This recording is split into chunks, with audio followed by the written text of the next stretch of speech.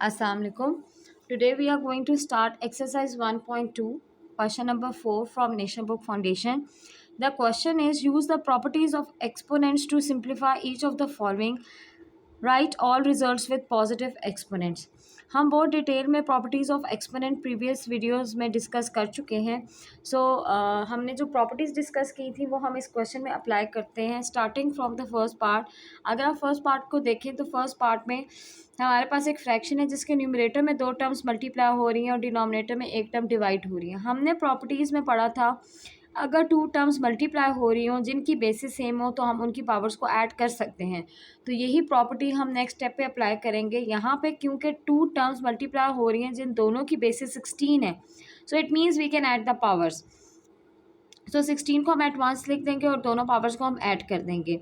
अब same base वाली term denominator में डिवाइड हो रही है तो इट मीन्स हम इसकी पावर को भी सॉल्व कर सकते हैं.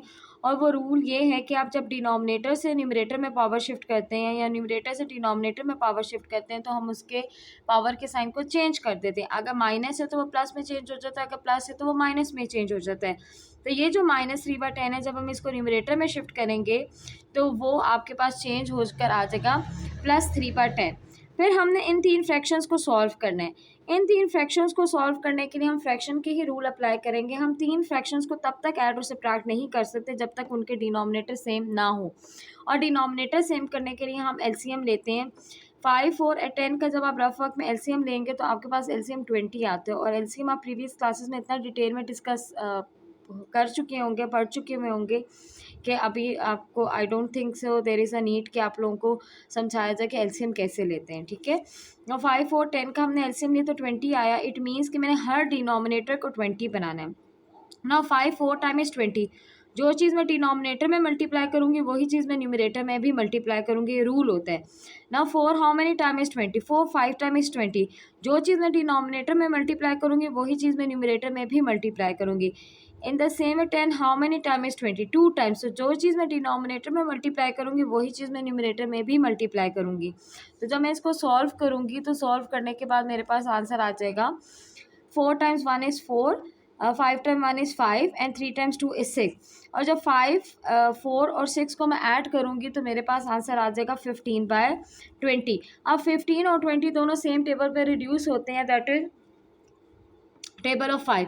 5 times 3 is 15 and 5 time 4 is 20. तो ये आपका फ्रैक्शन रिड्यूस होगा 3/4 आ गया. अब हम इसको फर्दर सिंप्लीफाई भी कर सकते हैं. 16 आपका प्राइम नंबर नहीं है, आप 16 के प्राइम नंबर फाइंड कर सकते हैं.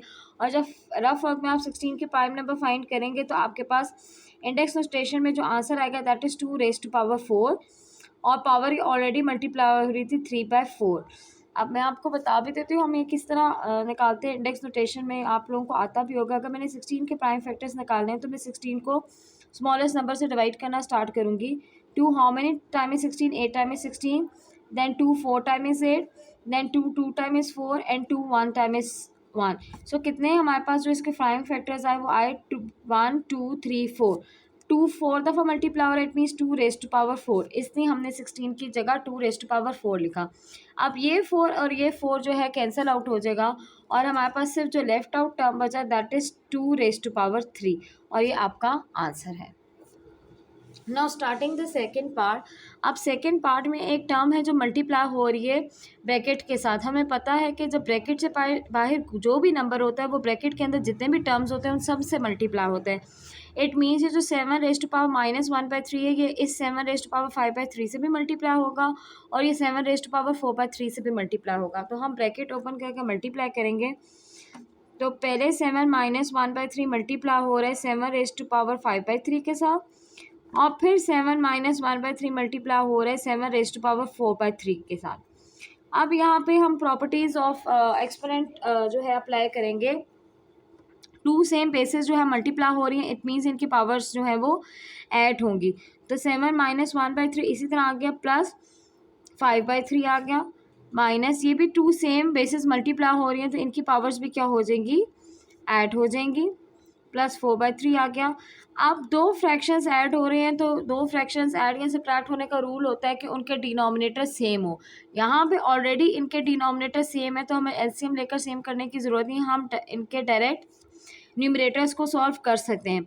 -1 + 5 विल मेक योर आंसर 4/3, और यहाँ पे आपके पास -1 + 4 विल मेक यू आंसर 3/3। ठीक है, अब 3 सेम टेबल पे आते हैं, लेकिन 4 3 सेम टेबल पे नहीं आते। क्योंकि 4 और 3 सेम टेबल पे नहीं आते तो हम इसको as it is copy down कर लेंगे, क्योंकि और सिंप्लीफाई नहीं होते। और ये 3 से कट गया और आपके पास सिर्फ 7 की पावर 1 बच गई। आप 7 की पावर 1 लिखें या ना लिखें वो एक ही बात है, क्योंकि अगर किसी नंबर के ऊपर पावर नहीं है तो इट मीन्स उसकी पावर 1 है। हम इसको आगे सिंप्लीफाई नहीं कर सकते, तो ये आपका आंसर है। Now we will start the third part of the question. और थर्ड पार्ट जो क्वेश्चन का वो एग्जैक्टली फर्स्ट पार्ट की तरह ही है, सिर्फ वैल्यूज डिफरेंट है। थर्ड पार्ट में हमें फ्रैक्शन गिवन है और फ्रैक्शन के न्यूमरेटर में 2 टर्म्स मल्टीप्लाई हो रही हैं। 2 टर्म्स मल्टीप्लाई हो रही हैं, they are having the same basis. अगर 2 टर्म्स मल्टीप्लाई हो रही हैं और उनकी बेसिस सेम हो तो हम पावर्स को ऐड कर सकते हैं, ये हमें प्रॉपर्टी ऑफ एक्सपोनेंट पता है। तो हम नेक्स्ट स्टेप में यही करेंगे, हम दोनों बेसिस को जो है वो when the basis are same we can add the powers, we are going to apply that law. 2 इसी तरह हो गया और हम बेसिस को ऐड कर देंगे। फिर हमें एक और प्रॉपर्टी भी पता है कि अगर 2 सेम बेसिस डिवाइड हो रही हैं तो उनकी पावर जब नीचे से ऊपर जाएगी तो उसके पावर का साइन चेंज हो जाएगा। अगर डिनोमिनेटर में प्लस है तो ऊपर जाकर माइनस हो जाएगा, अगर डिनोमिनेटर में माइनस है तो ऊपर जाकर प्लस हो जाएगा। यहाँ पर डिनोमिनेटर में इसका साइन प्लस है, तो जब मैं इसको ऊपर शिफ्ट करूँगी तो इसका साइन ऊपर जाकर -1/2 हो जाएगा। तो नेक्स्ट स्टेप में हम यही अप्लाई करेंगे। अब उसके बाद हमें ये भी पता है कि हम फ्रैक्शंस को तब तक सॉल्व नहीं कर सकते जब तक उनके डिनोमिनेटर सेम ना हो। किसी भी फ्रैक्शन को ऐड और सब्ट्रैक्ट करने का रूल है कि उनके डिनोमिनेटर सेम हो, और अगर डिनोमिनेटर सेम नहीं होते तो हम एलसीएम लेते हैं। जब आप 7 3 और 2 का रफ वर्क में एलसीएम लेंगे तो उनका एलसीएम आएगा 42। इट मीन्स कि मैंने सारे डिनोमिनेटर का जो बनाना है वो क्या बनाना है, 42। अब मैं देखूंगी कि 3 how many time is 42, 3 14 time is 42। जो मैंने डिनोमिनेटर में भी मल्टीप्लाई किया वही चीज़ मैं न्यूमरेटर में भी मल्टीप्लाई करूँगी। In the same way now I will see कि 7 how many time is 42, 7 6 time is 42। जो चीज़ मैं डिनोमिनेटर में मल्टीप्लाई करूँगी वही चीज़ मैं न्यूमरेटर में भी मल्टीप्लाई करूँगी। In the same way I will see 2 how many time is 42, 2 21 time is 42। तो 21 डिनोमिनेटर में भी मल्टीप्लाई करूँगी और न्यूमरेटर में भी मल्टीप्लाई करूँगी। अब सबके जो डिनोमिनेटर हैं वो क्या बन गए हैं, 42। तो I can write it at once.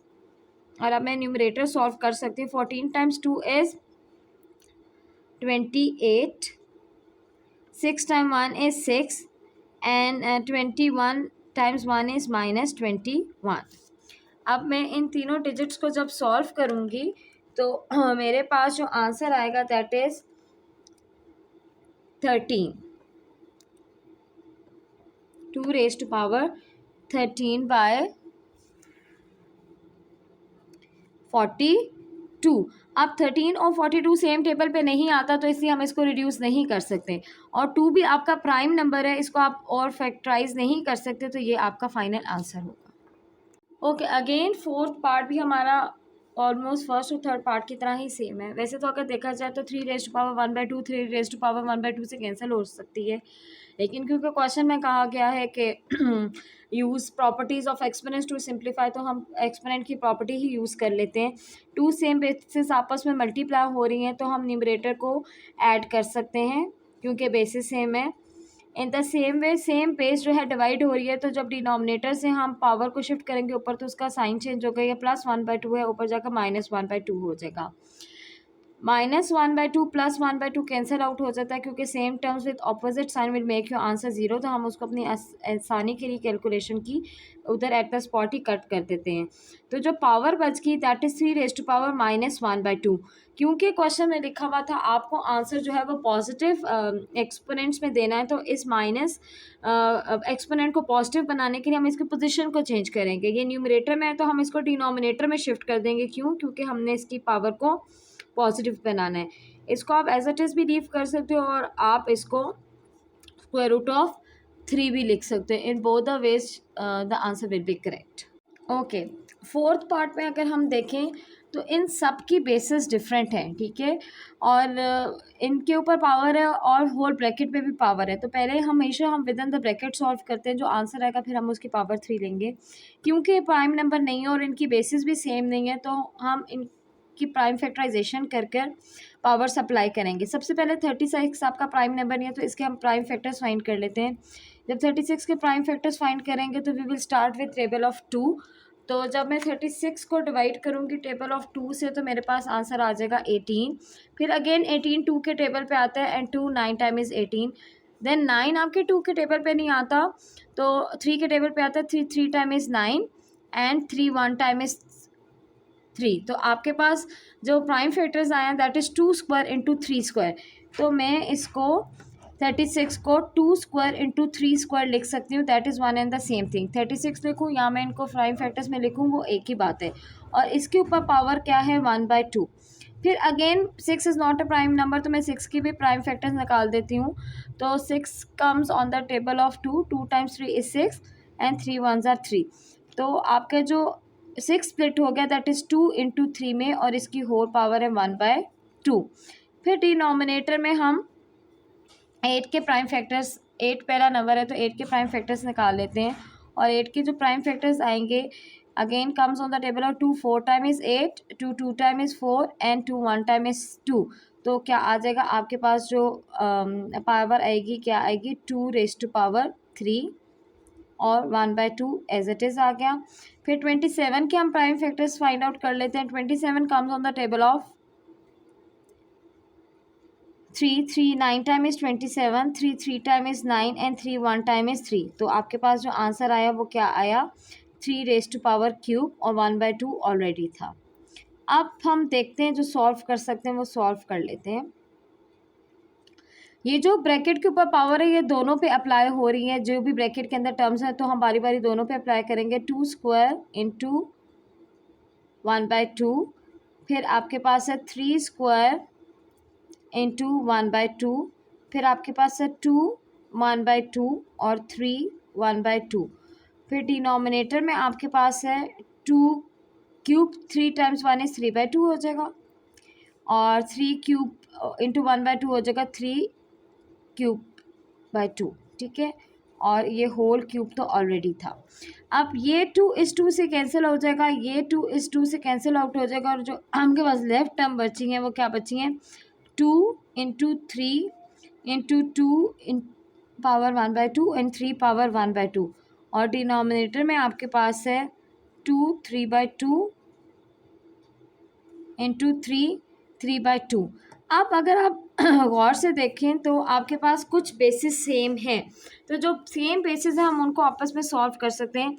ये 2 सेम बेसिस मल्टीप्लाई हो रही हैं तो इनकी पावर्स को ऐड कर देंगे और ये 2 सेम बेसिस मल्टीप्लाई हो रही हैं तो हम इनकी पावर्स को ऐड कर देंगे। तो आपके पास क्या आ जाएगा 2 1। जब नंबर के ऊपर कोई पावर नहीं तो इट मीन्स उसकी पावर क्या है 1 है, प्लस 1/2 और 3 1 प्लस 1/2 और डिनोमिनेटर में आपके पास है 2 3/2 और 3 3/2 और होल पावर इसकी क्या है क्यूब है। अगेन आपके पास न्यूमरेटर में जो है 2 की पावर में फ्रैक्शन है तो हम उनको तब तक ऐड और सब्ट्रैक्ट नहीं कर सकते जब तक उनके डिनोमिनेटर सेम ना हो। डिनोमिनेटर सेम करने के लिए हम एलसीएम लेते हैं। जब डिनोमिनेटर में कुछ नहीं है तो इट मीन्स 1 है। 1 को 2 बनाने के लिए 2 हम डिनोमिनेटर में भी मल्टीप्लाई करेंगे और न्यूमरेटर में भी मल्टीप्लाई करेंगे। तो आपके पास क्या आ जाएगा 2 + 1 डिवाइडेड बाय 2। ठीक है, इन द सेम वे यहाँ पे भी हम एलसीएम लेंगे क्योंकि डिनोमिनेटर सेम नहीं, जब डिनोमिनेटर में कुछ नहीं तो 1 है। 1 टाइम्स 2 एंड 1 टाइम्स 2। तो आपके पास यहाँ पे भी क्या आ जाएगा 2 + 1 डिवाइडेड बाय 2 और डिनोमिनेटर में आपके पास है 2 3/2 एंड 3 3/2 एंड होल क्यूब। ठीक है, अब हम इसको फर्दर सॉल्व करेंगे तो आपके पास आ जाएगा 2। अब सिंप्लीफाई होने के बाद अगर आप देखें तो अगर न्यूमरेटर और डिनोमिनेटर में सेम टर्म्स हों और सेंटर में मल्टीप्लिकेशन का साइन हो तो हम रिडक्शन कर सकते हैं। यहाँ पर 2⁻³ और डिनोमिनेटर पे भी 2⁻³ है तो हम इसको इससे कट कर सकते हैं और 3⁻³ और 3⁻³ दोनों न्यूमरेटर और डिनोमिनेटर में सेम टर्म्स हैं तो हम इसको इससे भी कट कर सकते हैं। आपके पास कुछ भी नहीं बचा तो इट मीन्स आपके पास 1 बच गया और 1 के ऊपर क्यूब है और 1 का क्यूब आपके पास 1 ही आता है तो ये सिंप्लीफाई होकर आपका आंसर 1 आ गया। Now the 6th part of the question. अगर हम इस 6th पार्ट को देखें तो यहाँ पे हमारे पास वेरिएबल्स की तो बेसिस सेम है, लेकिन जो नंबर है वो प्राइम नंबर नहीं है, तो हम इसकी प्राइम फैक्टराइजेशन करेंगे। यहाँ पे मैंने रेफर में जब प्राइम फैक्टराइजेशन की है ऑलरेडी, आप सबको करनी आती होगी क्योंकि हम बहुत अर्ली क्लासेस में सीखते हैं कि प्राइम फैक्टराइजेशन कैसे करते हैं। तो हमारे पास 1 2 3 4 5 6 7 थ्रीज है। इट मीन्स अगर मैं इसको इंडेक्स नोटेशन में लिखूँ तो मेरे पास क्या आ जाएगा 3⁻⁷, ठीक है। उसके बाद ये 2 सेम बेसिस हैं तो ये सॉल्व हो सकती हैं। अगर ये 12 है, इसको मैं न्यूमरेटर में शिफ्ट करूँ तो क्या हो जाएगा आपके पास ऊपर जाकर -12। इसी तरह ये b की पावर 17 ऑलरेडी थी और -3 में ऊपर लेकर गई तो b ऊपर जाकर क्या हो जाएगा -3, और होल पावर 1/7 ऑलरेडी है, ठीक है। अब ये 3 की पावर तो 7 एज इट इज़ आ गई। जब आप 5 - 12 करोगे तो आपके पास आंसर -7 आता है, और 17 - 3 करोगे तो आपके पास आंसर 14 आता है।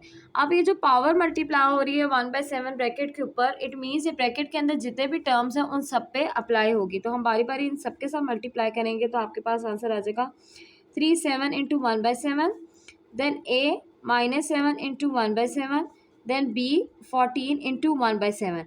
अब जहाँ जहाँ कटिंग हो रही है हम वहाँ वहाँ कटिंग कर लेंगे। ये 7 7 से कट गया और आपके पास जस्ट 3 बच गया, क्योंकि 3 की पावर 1 लिखें या ना लिखें वो एक ही बात है। ये 7 7 से कट गया और यहाँ पे a की पावर -1 बच गई, क्योंकि इधर माइनस था। तो 7 1 7 7 1 7 -1 × 1 विल मेक योर आंसर -1। और यहाँ पे 7 1 7 7 2 14, तो आपके पास b की पावर क्या आ गई 2 आ गई। क्योंकि क्वेश्चन में कहा गया है कि जो भी आपने आंसर देना है उसकी पावर पॉजिटिव होनी चाहिए, तो इस नेगेटिव पावर को पॉजिटिव बनाने के लिए हम इसको डिनोमिनेटर में शिफ्ट कर देंगे। तो ये हमारा सिंप्लीफाइड आंसर है, क्योंकि हम इसे आगे और सॉल्व नहीं कर सकते। Thanks for watching.